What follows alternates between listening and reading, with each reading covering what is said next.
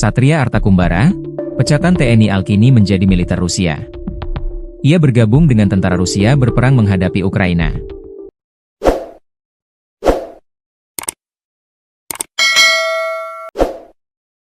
Satria kerap mengunggah video aktivitasnya bersama tentara Rusia ke media sosial termasuk TikTok.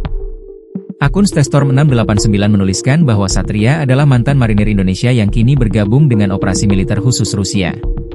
Tentang hal itu, Kepala Dinas Penerangan TNI AL, Kadis Penal, Laksamana Pertama Ima Dewi Rahadi Arsantawardana, membenarkan sosok Satria memang mantan marinir TNI AL.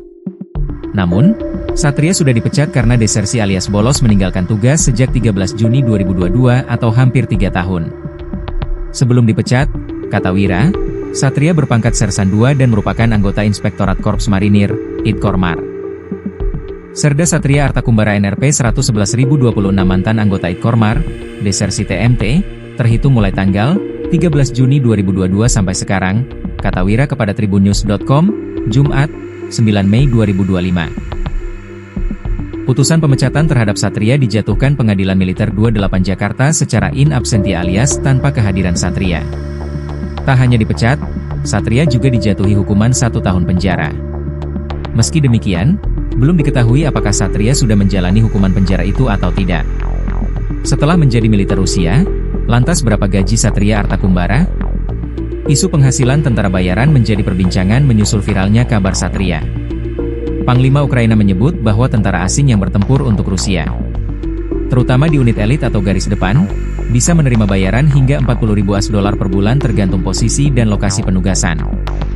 Namun, media independen The Moscow Times memberikan angka yang berbeda.